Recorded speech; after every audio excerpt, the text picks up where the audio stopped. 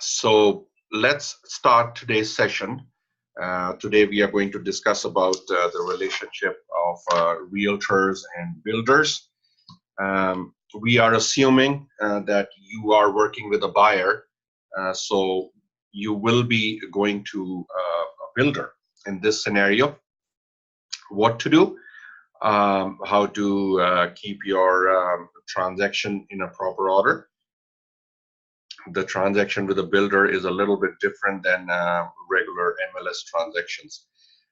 So first of all, like any other transaction, I would like to stress that when you have started to work with a buyer, you should have completed the CRG, which is the Consumer Relationship Guide, and the Exclusive Buyer Representation Agreement.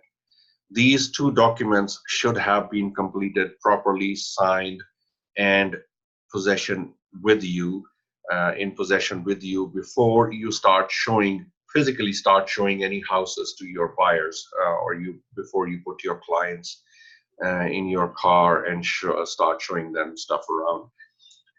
Consumer relationship guide, as discussed in previous videos and trainings as well, that it's a disclosure, basically just telling, it's not like a contract, it's just a disclosure telling the consumers that what kind of relationships can be there between the realtor and the clients, like the single agency or dual agency, or your basic relationship. And they understand that, they sign it just to say that yes, you have understood it, and they give you a copy back.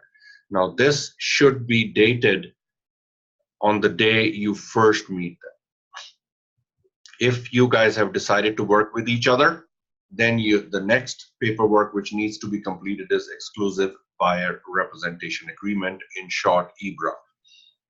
EBRA defines very clearly, now this is a contract between you and the clients, for the client's safety, for your safety, for a clear understanding between you and the client, what they are expecting from you and what you are expecting from them, as far as showing the houses is concerned, what their criteria is, how much commission is going to be there, how long this contract is valid for, and how long the conditions apply after the contract has been ended.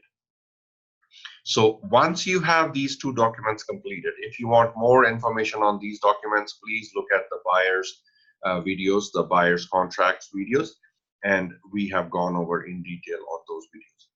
Now you have these two documents available and signed with you. Now you start showing your buyers the houses. Let's say during the process, your buyers show an interest in a new home. So they say, okay, you know what, I think we should look at new homes as well.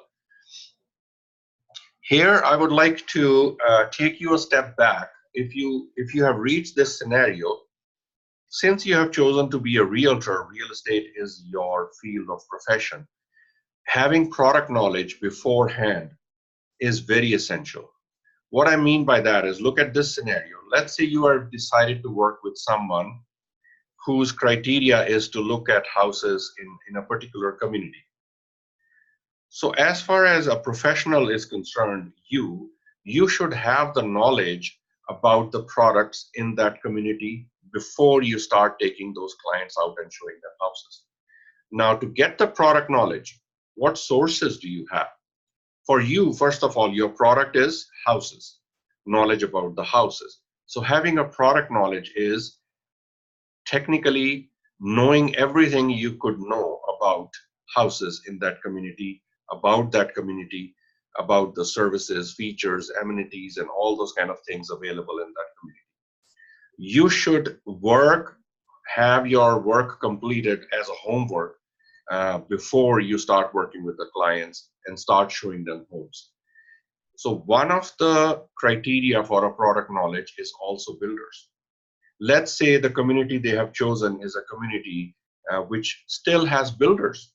They are still building houses in that community. So there's a very good chance that during the process, your clients will have an interest in new home or would like to know about new homes.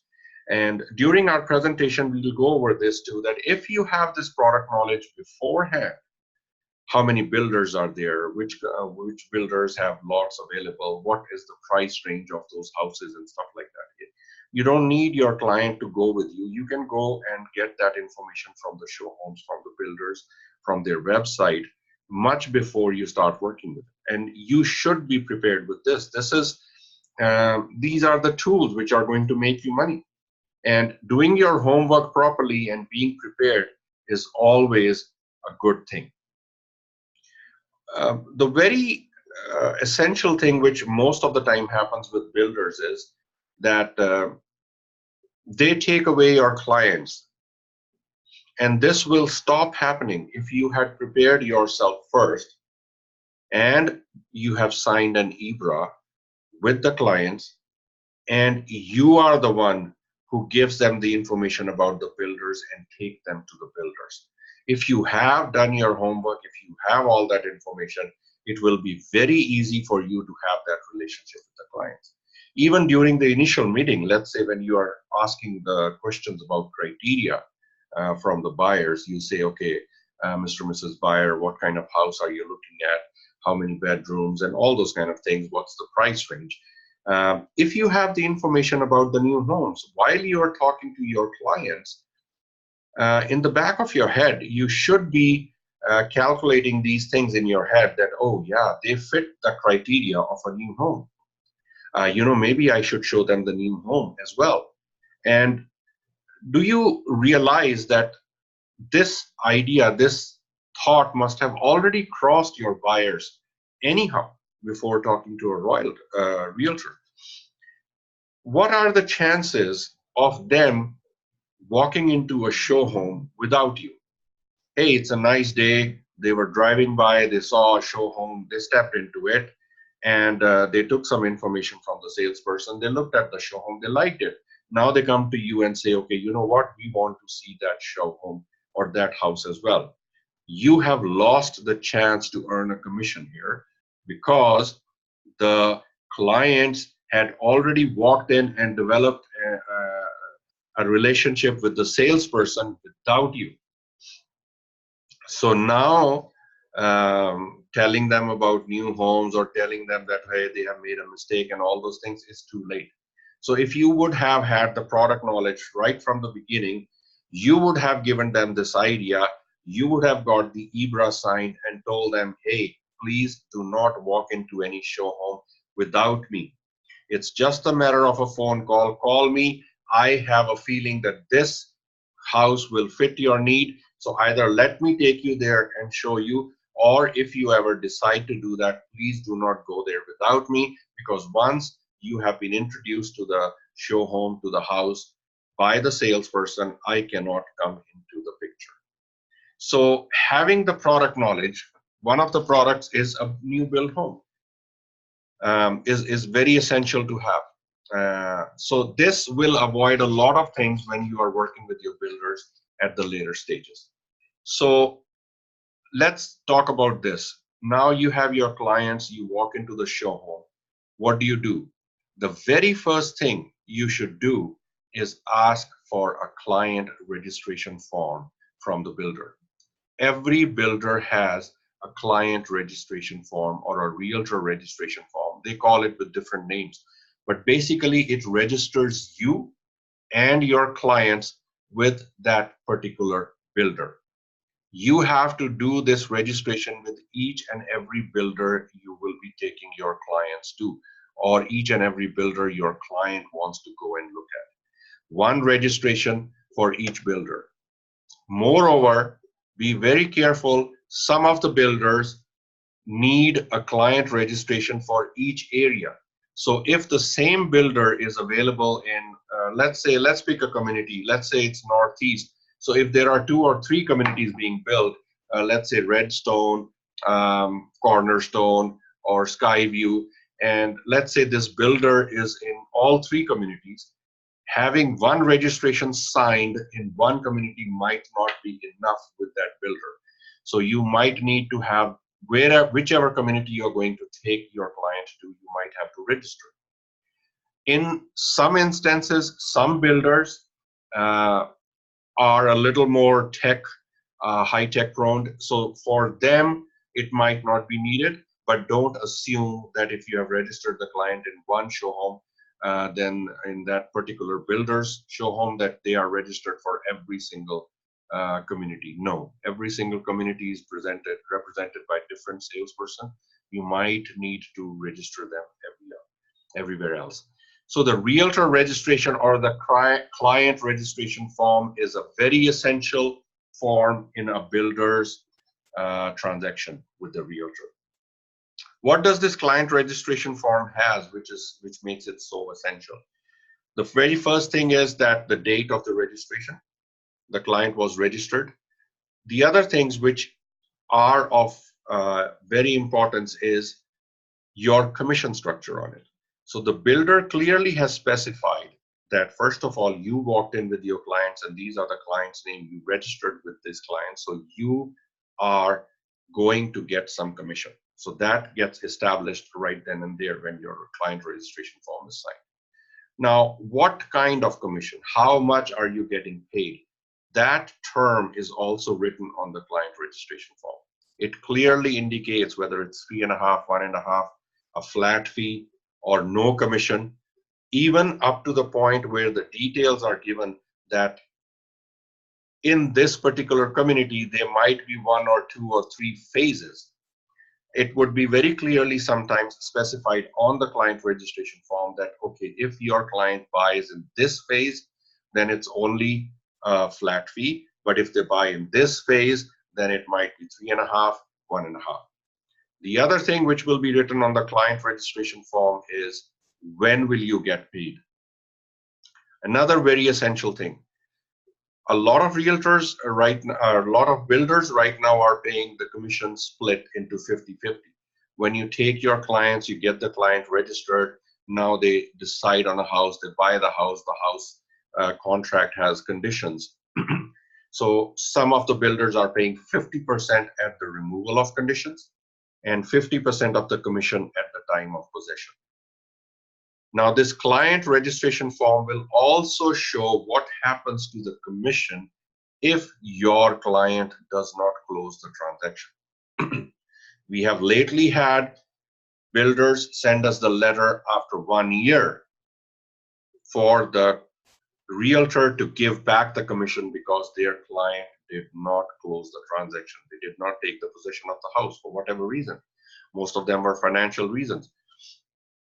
But if your client has not taken the possession, you will have to return the commission. So please make sure the realtor registration is correctly filled, signed, and given a copy to us as well. And please read the important things written on it. When are you going to pay commission? How much commission are you going to get paid? And what happens if the deal collapses? In most of the builders which only pay you 100% commission at the time of possession or after the possession, you are safe. But with this 50-50 or other things, there is a very big risk that you will have to return the 50% commission. And believe it or not, I mean, everyone needs money, and if you got paid today and the possession is not happening till 6 months or 8 months, that money would be gone and it'll be very hard to get that money back. It's going to hurt a lot. So either keep that thing in mind and don't spend the money, or be prepared to return it, from any other source. So those are the things. Client registration form is very, very, very essential. So that should always be in your file. The rest of the transaction goes very much like any other buyer transaction, and you can look into the buyer transaction videos for that as well. So you need your CRG, you need the EBRA, you need your purchase contract. In the builder transaction would be the purchase contract filled by the builder. So they will have their contract, and there's not much you can do about it, but they will be using it. But we do need offer to purchase, like the other buyer's realtor checklist or the forms. So yes, it would be needed. FinTrack would be needed as it is, FinTrack IDs. We might not need the FinTrack receipt of funds, because if the client pays the money directly to the builders and it is going into builder's trust account, or it is going into builder's lawyer's trust account, we do not need a FINTRAC receipt of fund, only in the builder's case where they are giving, your clients are giving the money directly to the builders. But if it's a new home being sold on MLS, so then in that case, we will need the FINTRAC receipt of funds. All the other forms, trade record sheet, FINTRAC, EBRA, CRG, everything remains the same. You have a realtor registration form. Another question which always keeps popping up during the new construction is, should we get a home inspection done? Absolutely. No one is capable of making a perfect house. There will always be deficiencies. There will always be some errors. So having a home inspection done is always going to be good. Builders will always try to discourage you or your clients on a lot of things, and home inspection is one of those things. They will try to tell the clients, hey, save your $300, $400, $500. Why are you getting home inspection done? There is warranty on this. We will do this. But hey, think about it. What are they trying to get out of if they are telling your clients not to get a home inspection done? I have few stories, where a bedroom was essentially not a bedroom, and the builder was selling the house with those bedrooms. Plumbing was an issue. They had not done the plumbing according to the code in one of the houses. So home inspection found it, and it got corrected before the possession. So having a home inspection definitely counts. If your client insists they don't want to get it done, please have them initial and say refused on the contract. So that is one thing which should be done. One of the things which we always find, if you have not registered your client properly with the show home, if you take someone later and you try to force it on the builder saying, no, this was our client, we just could not come that day, we had some other issues, but they are my clients, all those kind of things, you are leaving a very loose end for the builders not to pay you commission at all. They will still, and we find this a lot, please carefully listen to this, we still find that some of the builders and their salesperson, even after you have registered the clients, will talk to your clients. Let's say you have registered the client, one day the client still walks into the show home without you, just to get some information and stuff, and the salesperson or the builder rep starts talking to them and say, you know what, why don't you let this realtor registration expire and come back after that, and we'll give you a discount, or we'll give you a free upgrade, we'll get rid of the realtor, we don't have to pay them commission. So be very careful of these kind of builder reps and salesperson. Share this information with your clients too. Tell them that builders always try to do these kind of things. Just tell them very, very openly that, can you understand why do they want you to come without a realtor? Because it's a complicated thing, and they will try to push things on you which they won't be able to otherwise when you are without a realtor. So they will try to tell you or your clients not to get a home inspection done. The other thing, they might try to tell you to come without the realtor, and they might be able to give you an upgrade or something like that. The house prices are already set. Yeah, they are playing these tricks. And the third thing they will try to tell the client is, hey, why don't you use our own lawyer? There is no need for you to get your own lawyer if you sign today or if you sign with us and all those things. And you will save this fees on your transaction as a buyer's transaction. You don't have to get your own lawyer. But think about it. The builder's lawyer is representing the builder. There is no representation for your client in that case. So try to talk to your client about these 3 or 4 things and say, you know what? They try to push you to keep you away from this. There is a reason, and try to think about those reasons. Why are they trying to do this? There is always something which is benefiting the builders by insisting the clients not to get the home inspection done, or to come without the realtor, or to use their own lawyer, and they will save money. So these kind of things keep in mind.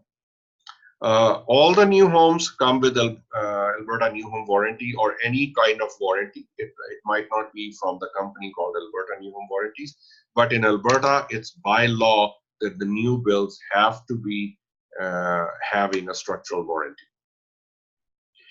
And those warranty paperwork need to be transferred. Make sure you have that, information about the warranties. Again, it falls into your homework. That you go to those builders first and try to find out all these kind of things.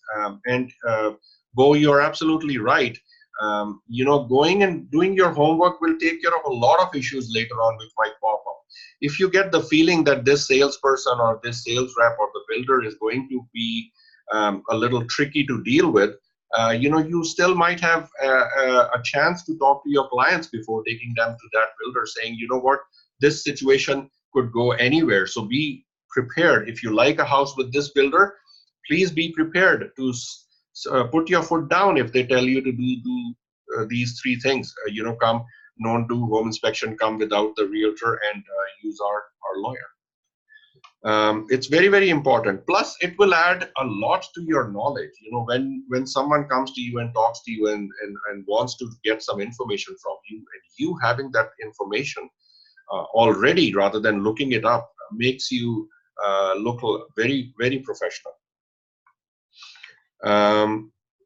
As far as offering your clients is concerned, let's talk about some red flags here first, and then we'll come to that point here.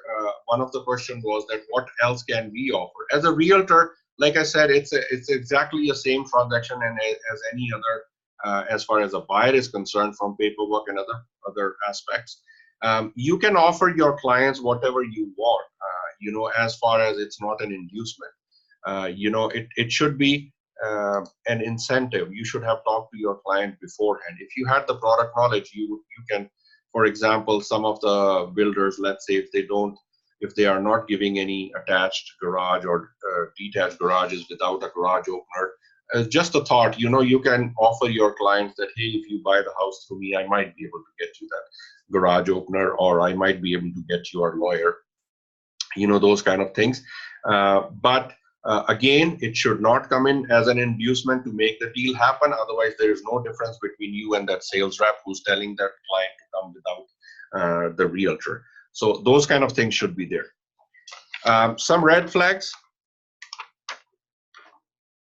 Stay away from builders who tell your clients or discourage them from using an agent, getting a home inspection done, or getting your own lawyer. You will also find this when you go with your clients or without clients as well. For your own general knowledge, they will have a map of the lots.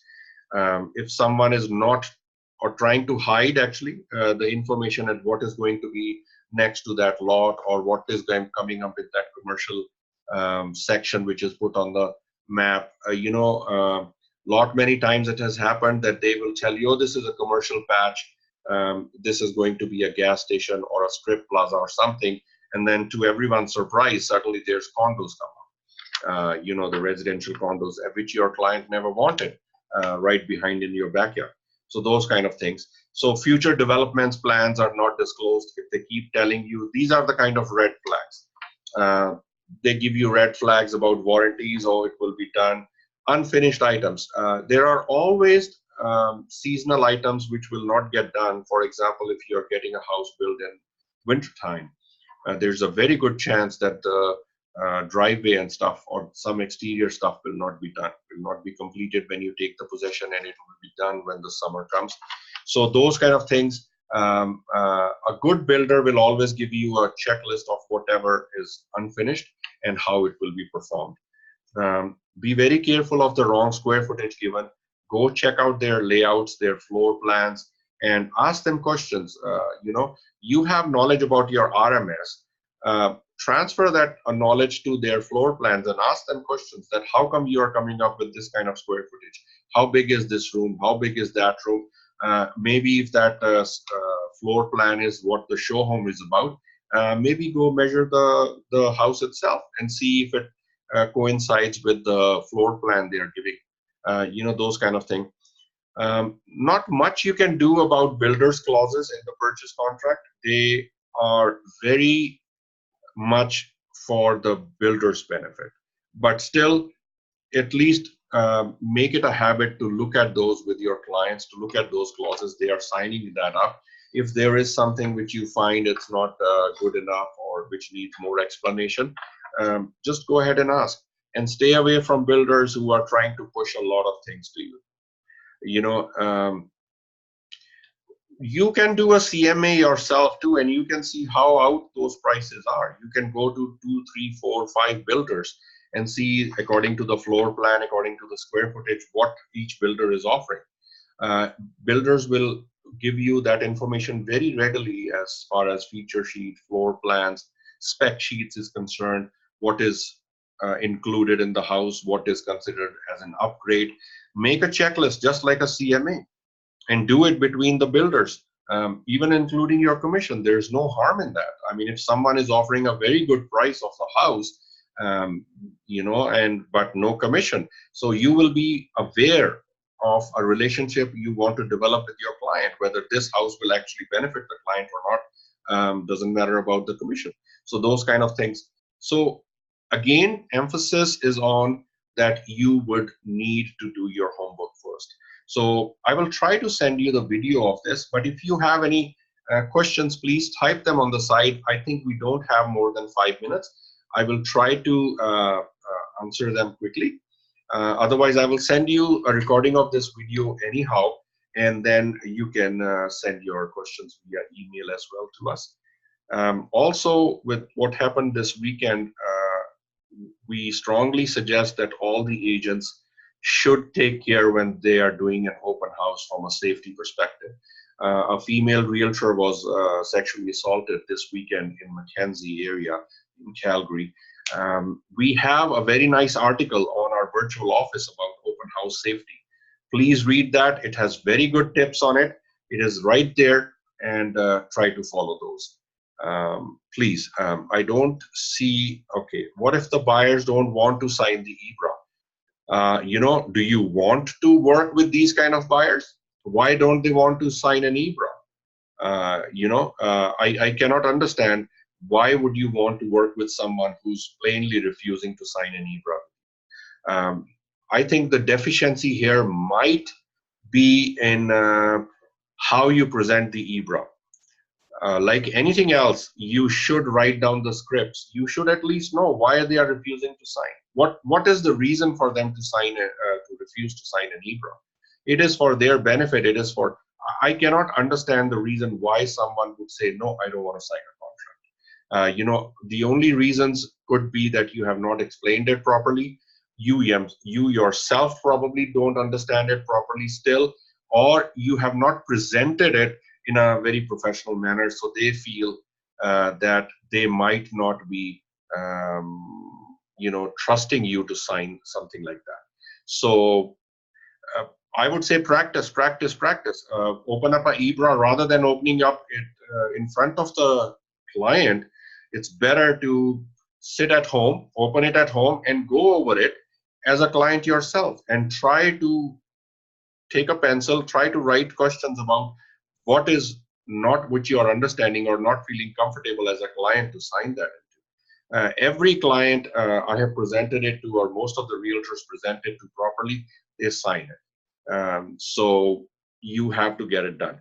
EBRA is a mandatory form. It has nothing to do with builders and stuff. In case they go behind your back, EBRA can keep your commission secure. That's where it's going to happen. That's what it is. So I guess that's about it. Any other questions in a quick manner? Thank you. Thank you, everyone. And we'll see you next Monday.